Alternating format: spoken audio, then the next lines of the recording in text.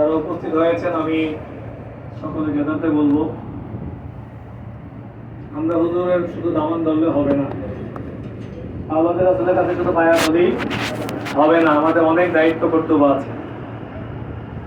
এবং হুজুর কথা বলেছেন যে আমাদের এই কাউন্সিল কমিটি এটা ইমাম মেহেদী আলাইহিস সালামের ফৌজ হবে। সুবহানাল্লাহ। ওনার সাথে ওনারা কাজ করবেন। আমাদের যে কার্যক্রম এখন খুবই দুর্বল। পাঞ্চারামপুরে অসংখ্য আমাদের পীর ভাই আছেন এবং আমাদের হুজুর কাবলা অনেকবার আসছেন। বড় হুজুর কাবলা থেকে শুরু করে সৈয়দ আহমদ শাহ সিকদার রহমতুল্লাহ আলাই, সৈয়দ তৈয়ব শাহ রহমতুল্লাহ আলাই, তায়ের শাহ মাদ্দাজিলুল আলী এবং সাবের শাহ মাদ্দাজিলুল আলী সকলের কদমই যে পাঞ্চারামপুর জমিনে পড়ছে। সেই হিসাবে পাঞ্চারামপুর একটা আবাদকৃত এলাকা, কিন্তু সেই এলাকার মধ্যে যদি আমরা এখন ঘুমাই থাকি, আমি বর্তমান যে সময়টা চলছে আমাদের সুন্নি মুসলমানদের জন্য খুব কঠিন সময়। বর্তমান যে সময়টা এটা সুন্নি মুসলমানদের জন্য খুব বড় কঠিন সময়। এখনো শুরু হয় নাই, মাত্র তত্ত্বাবধায়ক সরকার এখন আসছে, ওনারা কিছুদিন চলবে, এরপর আবার নির্বাচিত সরকার আসবে। এরই মধ্যে আপনারা ইতিমধ্যে দেখতে পেয়েছেন প্রায় 20টি মাজারের উপর হামলা হয়েছে। নাউযুবিল্লাহ। 20টা মাজারের উপর হামলা হয়েছে।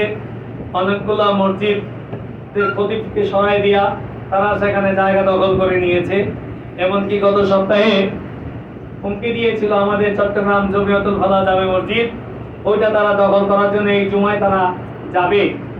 তো আল্লাহর মেহেরবানি, চট্টগ্রামে আমাদের কাবলা যে বাগান সাজিয়েছেন, চতুর্দিক থেকে সুন্নি মুসলমান আজকে জমিয়তুল ফালায় যেভাবে ভরপুর হয়ে গিয়েছে, তাদের দ্বারা সম্ভব নয় জমিয়তুল ফালাতে কোনো কিছু করা, কিন্তু তারা হুমকি দামকি দিচ্ছে। আমি ইতিমধ্যে আরো কয়েকটা জায়গায় খবর পেয়েছি যে ইমাম সাহেবকে ফোন দিয়েছেন যে আপনি মসজিদ ছেড়ে চলে যান, নচেত আপনার যদি কিছু হয় দায় নাই। এইভাবে হুমকি ধমকি দিয়ে বিভিন্ন মসজিদের ইমাম খতিবকে সরিয়ে দেওয়া হচ্ছে। আমাদের এখন সুন্নি মুসলমানদের ঐক্য হওয়ার সময়, আমাদেরকে এখন দূরত্ব বজায় রাখার কোনো সুযোগ নাই। আমাদের অনেক সময় দেখা যায় একটা ভাই বিপদে পড়েছে, আমরা কিন্তু আগায় যাই না, কেউ একজন গেছে আরেকজন যাই না, আরে ওই বোনে যাই বোনে লোক তো আছেই, কিন্তু আমরা সেখানে আগায়া যাই না। আর বাতিলপন্থী যারা আছে তারা তাদের সেই স্বার্থের জন্য তাদের একজনকে ডাক দিলে সবাই সেখানে দৌড়ে চলে যায়, কিন্তু আমরা কিন্তু সেখানে একসাথে যাই না।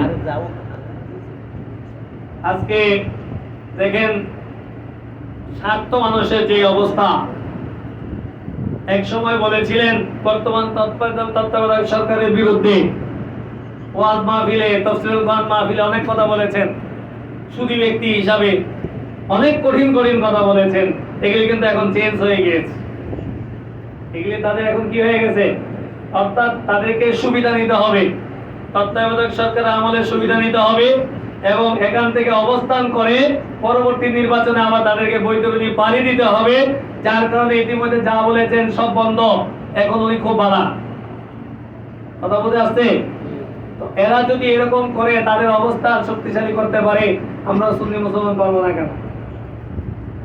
এখন যে পিরিয়ডটা চলছে, আমি আপনাদের সকলের উদ্দেশ্যে বলবো, কোনো জায়গায় যদি কোনো সুন্নি মুসলমান আক্রান্ত হয় আর আপনার কানে যদি সে আওয়াজ যায়, আপনি সেখানে পৌঁছে যেতে হবে। সেখানে আপনাকে আমাকে কি করতে হবে? পৌঁছে যেতে হবে। ওদেরকে আল্লাহ বলেছেন একজন পীর ভাই, একজন সুন্নি মুসলমান, সেটা তোমার আপন ভাইয়ের চেয়ে তো বেশি মহব্বতের। সেহেতু বর্তমান সময় খুব কঠিন সময়, যে কোনো জায়গায় যে কোনো মুহূর্তে কি হতে পারে, আক্রমণ হতে পারে, মানুষ ক্ষতির মধ্যে পড়ে যেতে পারে। সেই ক্ষেত্রে আমাদের ঘরে বসে থাকার সুযোগ নাই। আমাদের বাংলাদেশের মধ্যে আহলে সুন্নাত ওয়াল জামাতে 3টা পার্ট আছে। কয়টা পার্ট? কেন্দ্রীয় 3টা পার্ট আছে। আমরা তো মানুষ, আমরা কি মানুষ? মানুষ হিসাবে আমাদের গতির লোভ আছে, ক্ষমতার লোভ আছে, আছে না? আজকে কেন? আজ থেকে 1400 বছর আগে ইমাম হোসেনের সময় অর্থের লোভে, ক্ষমতার লোভে ইমাম হোসেনকে ভুলে গেছে না? কি বলেন? তখন তো তাবিঈ যুগ ছিল। ইমাম হোসেন রাদিয়াল্লাহু তাআলা আনহুকে যে ব্যক্তি যুদ্ধ করেছেন ইমাম হোসেনের বিরুদ্ধে, উনি হচ্ছেন একজন জান্নাতি ব্যক্তির সন্তান। হযরত সাদ ইবনে আবি ওয়াক্কাস রাদিয়াল্লাহু তাআলা আনহু, ইনি নবী যে 10 জন সার্টিফিকেট দিয়েছেন, জান্নাতের শুভ সংবাদ দিয়েছেন, এই 10 জনের মধ্যে সাদ ইবনে আবি ওয়াক্কাস একজন ছিলেন। আর ওনারই সন্তান আমর বিন সাদ ওকে বলেছিল, ইয়াজিদ, তোমাকে রায়ের গভর্নরি দেওয়া হবে, তুমি কি রায়ের গভর্নরি চাও নাকি তুমি তোমার রাজ্য ছেড়ে দিতে চাও? সে 2 দিন সময় নিয়েছিল, সময় নেওয়ার পরে বলেছিল, আমি ইমাম হোসেনের বিরুদ্ধে যুদ্ধ করব। উচ্চ স্বরে বলুন না। কারণ ইমাম হোসেনের মহব্বতের চাইতে তার কাছে রাজ্য কি ছিল? ক্ষমতা বড় ছিল। সীমার অর্থ লোভে ইমাম হোসেনের গলায় ছুরি চালিয়েছিল। এখন তো 1400 বছর পরে আসছি, এখন তো আমাদের অবস্থা খুব দুর্বল। আর আমার এই 3টা দল আমাদের মধ্যে ডিভাইডেশন হয়েছিল চেয়ারের জন্য। কিসের জন্য? চেয়ারের জন্য। এই বর্তমান পরিস্থিতির কারণে আমাদের এই ওলামায়ে কেরাম, সিনিয়র নেতৃবৃন্দ, ওনারা বুঝতে শুরু করেছে আমাদের আর ডিভাইডেশন থাকার সুযোগ নাই, আমাদের সবাইকে ঐক্য হতে হবে। সবাই কি হতে হবে? সব ছেড়ে দিয়ে ঐক্য হতে হবে। যার ফলশ্রুতিতে ইতিমধ্যে আমাদের 2টা বৈঠক হয়েছে, চূড়ান্ত বৈঠক আর 2 দিন পরে হবে ইনশাআল্লাহ। এই বৈঠকের মাধ্যমে আমরা সারা বাংলাদেশের সমস্ত সুন্নি মুসলমান একটা প্ল্যাটফর্মে চলে আসতে পারবো। তো যখন একটা প্ল্যাটফর্মে চলে আসবো, শুধু সেন্ট্রালি ভাবে হইলে তো হবে না, আমাদের গ্রামে গঞ্জেও কি ঐক্য হওয়ার দরকার আছে না? আমাদের ঈদে মিলাদুন নবী সামনে আসতেছে, তাদের তো বক্তব্য যত মাজার আছে সব ভেঙে দেবে, এবং ঈদে মিলাদুন নবী হচ্ছে সবচেয়ে বড় তাদের কি কষ্টদায়ক বিষয়। এইটাও তো সামনে আসতেছে, বিভিন্ন জায়গায় তারা বাধা দেয়, বিভিন্ন ভাবে তারা ক্ষতি করতে চায়। এইটাকে আমরা বাস্তবায়ন করার জন্য, এটাকে ধরে রাখার জন্য আমাদের মোকাবেলা করতে হবে কিনা? কোন জায়গায় যদি কেউ কোনো কিছু করতে চায়, সম্মিলিতভাবে সেটা আমাদের মোকাবেলা করতে হবে, ঠিক কিনা? আমরা যদি সমস্ত ভাইয়েরা ঐক্যবদ্ধ হয়ে অবস্থান নিতে পারি, বাতিল কখনো আমাদের সাথে মোকাবেলা করে আসতে পারবে না। আমি দেখেছি জরিপ করে, পানসারামপুরের তুলনামূলক সুন্নিয়াতের লোক বেশি। পানসারামপুর তুলনামূলক কি সুন্নিয়াতের লোক বেশি, কিন্তু আমরা সংঘবদ্ধ না। আমরা কি না? সংঘবদ্ধ না। কাউন্সিল কমিটি বাংলাদেশ আহলে সুন্নাত ওয়াল জামাতের মধ্যে একটা অংশ নাকি? কারণ এই দেশে আরো বিশ্বাস আছে না? আরো পীর মাশায়েখ আছে কিনা? আছে। আমাদের হুজুর কেবলা উনি একজন পীর সাহেব, এরকম আরো পীর সাহেব বাংলাদেশে আছে না? ওনাদের মুরিদরা কি বাঞ্ছারামপুরে বিভিন্ন জায়গায় আছে না? আছে।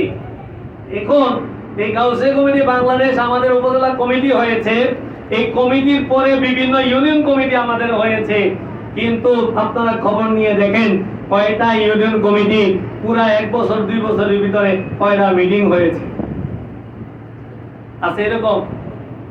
মিটিং রেজুলেশন খাতা, নোটিশ খাতা কেউ দেখাইতে পারবে না 2-1টা এলাকা ছাড়া, যে আমরা নিয়মিত আমাদের মাসিক মিটিং করেছি কাউন্সিল কমিটি আমাদের এলাকায় কাজ করার জন্য। কারণ আমাদের কাউন্সিল শরীফ আছে, ইয়ারবি শরীফ আছে, এবং হুজুর কেবলা দিয়েছেন আমাদের দাওয়াতুল খায়ের। এই দাওয়াতুল খায়ের কর্মসূচি যদি আমরা বিভিন্ন এলাকায় আজকে বাস্তবায়ন করতে পারতাম, তাহলে মানুষ আমাদের দিকে কি হতো?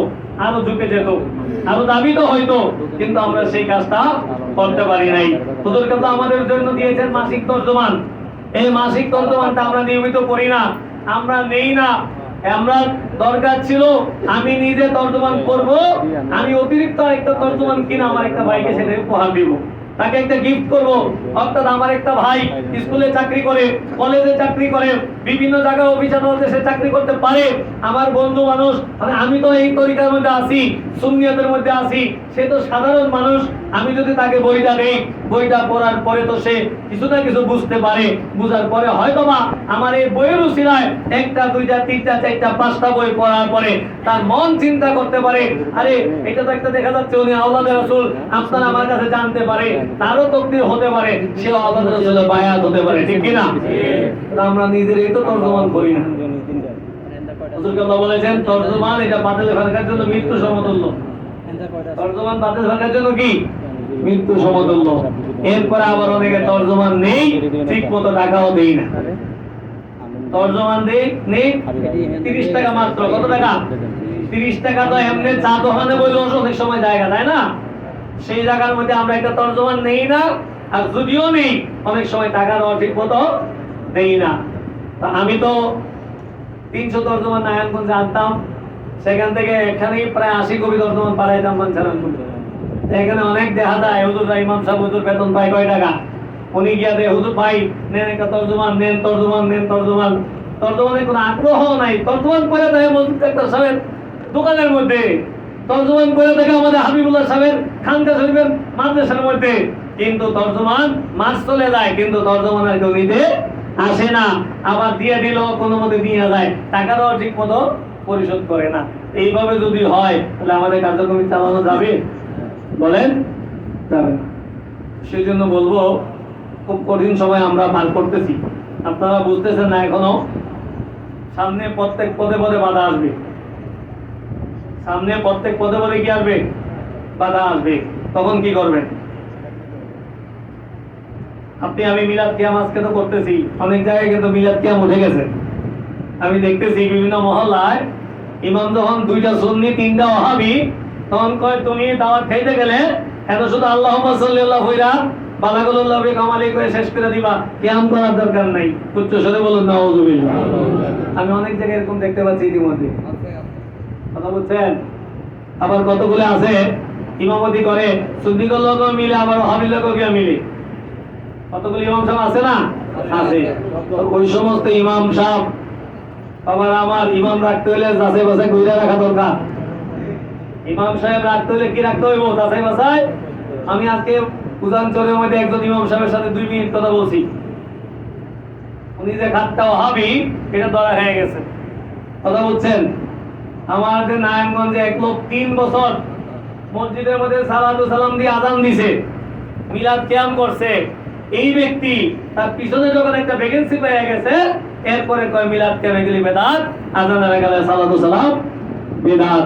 এই কথা বলার পরে এলাকার মধ্যে 98% সুন্নি মুসলমান, কিন্তু এরপরও ওই মসজিদ এবং মাদ্রাসা সুন্নিদের আওতায় আনতে পারে নাই। শুধু একজন শক্তিশালী ব্যক্তি, ওই ব্যক্তির পক্ষ অবলম্বন নেওয়ার কারণে এটা আমাদের টিউন অফিস গিয়েছে, সেখানে টিউন ম্যাডাম, সেখানে আবুল কাসেম ফজলুল সাহেবকে দিতে হয়েছে, আমাদের শাইখুল ইসলাম ফারুকী সাহেব ওনারা গিয়েছেন, গিয়ে অনেকক্ষণ আলাপ করার পরে সিদ্ধান্ত ম্যাডাম দিয়েছেন, টিউন ম্যাডাম, যে এটা করলে যেহেতু ভালো হয়, যেখানে করতেছে করতে দাও, সেখানে বাধা দেওয়ার কোনো সুযোগ নাই। আর যেখানে কেউ যদি করতে না চায় সেখানেও জোর করার কোনো দরকার নাই। উনি একজন সাধারণ শিক্ষিত মানুষ, উনি এই কথা বলে দিয়েছেন যে যদি যেখানে চলে সেখানে চলতে দাও, সেখানে বাধা দেওয়ার সুযোগ নাই।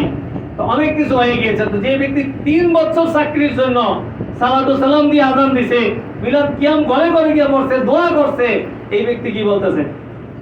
বেদাত। তাহলে কি তার ঈমান ঠিক আছে? তার পিছনে নামাজ পড়া ঠিক আছে? সেই মিলাদ কিয়াম করলো সে ব্যক্তি কি মুনাফিক। এই জন্য বিভিন্ন এলাকায় ইমাম রাখার ক্ষেত্রে আমাদের সুন্নি আলেমদেরকে ডাকবেন, সুন্নি আলেমদেরকে ডাকিয়া তারপরে কি করবেন? ইমাম রাখবেন, নতুবা ওই সমস্ত ইমামের পিছনে নামাজ হবে না।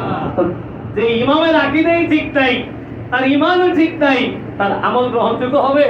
তো গ্রহণযোগ্য না হলে তার পিছনে আপনি ইক্তেদা করে লাভ কি হবে? জুমার দিন জুমার নামাজ যদি আপনি আপনার সময়ের মধ্যে কোনো জায়গায় যদি পড়ার সুযোগ না পান, এলাকার মসজিদের ইমাম যদি কি হয় বাতিল হয়, সেই ক্ষেত্রে জুমা না পড়ে জোহর নামাজ আদায় করতে হবে। জুমা না পড়ে কি করতে হবে? জোহরের এগেইনস্টে কি জুমা, জুমার এগেইনস্টে কি জোহর। কারণ জুমার দিন বরকতময় দিন, ফজিলতের দিন, কিন্তু আপনি যার পিছনে নামাজ পড়বেন ওনার আকীদাই কি নাই, তাহলে আপনার নামাজ কি হবে? আপনার নামাজ হওয়ার জন্য জুমা না পড়ে অন্তত কি জোহর পড়লে কি হয়ে যাবে? নামাজ আদায় হয়ে যাবে। কিন্তু চেষ্টা করতে হবে আপনার এলাকার মহল্লার যদি সুন্নি ইমাম না থাকে, অন্তত পাশের এলাকায় গিয়ে হলেও জুমার নামাজ আদায় করতে হবে। কারণ জুমা তো বরকতময় দিন, জুমার ফজিলত তো অত্যধিক। সেই জন্য সুন্নি ইমাম যেখানে আছে সেখানে যাবেন। আমরা ঢাকাতে সব জায়গায় তো সুন্নি মসজিদ নাই, অনেক দূর থেকে গাউসুল আজম মসজিদে চলে আসে, অনেক দূর থেকে কাদরিয়া মাদ্রাসার মসজিদে চলে আসে, অনেক দূর থেকে আমাদের ত্রিমণি মাদ্রাসার মসজিদে চলে আসে। কারণ কি? অ্যাভেলেবেল সুন্নি মসজিদ নাই, তার জুমার নামাজ আদায় করার জন্য তারা যেখানে সুন্নি মসজিদ আছে ওখানে আমাদের ভাইরা কি করেন? চলে আসেন। তো সেই জন্য বাবারা আমার, ইমাম রাখার ক্ষেত্রে আপনারা এগুলি খেয়াল রাখবেন। আর আমরা ইতিমধ্যেই সুন্নি মুসলমানদেরকে ঐক্যবদ্ধ করতে হবে। বর্তমান সময়ে সুন্নি মুসলমানদের কি করতে হবে? ঐক্যবদ্ধ করতে হবে। ঐক্যবদ্ধ করার জন্য আমরা চেষ্টা চালাচ্ছি। আমরা আছি, পেশারি দরবার শরীফ আছে না? আছে কিনা? আছে। ওনাদের মুরিদ আছে না? মানজারা মুরিদ আছে। তারপরে মগবাজার দরবার শরীফের মুরিদ আছে কিনা? আছে। এরপরে আপনার এই আমাদের রেজবি দরবার শরীফের মুরিদ আছে না? আছে। এরকম ভাবে আরো সুন্নি শর্ষিনা দরবার শরীফের যারা আছেন, এই সমস্ত আলেম ওলামারা আমাদের সাথে একত্রিত হওয়ার জন্য তিনারি করেছেন। কারণ কি? কারণ এখন সব সুন্নি কি হইতে হইব? এক হইতে হইব। তো যারা যারা হবেন, সেটা সোনাকান্দার পীর সাহেবের মুরিদ হোক, ওনারাও যদি আমাদের সাথে ঐক্য হতে চায়, এই বর্তমান সময়ে আমরা কি হব? ঐক্যবদ্ধ হয়ে বাতিলের আমাদের মোকাবেলা করতে হবে। আমাদের এখন আর ঘরে বসে থাকার সুযোগ নেই। আমি ইতিমধ্যে সর্ব জায়গায় কাজ শুরু করে দিয়েছি।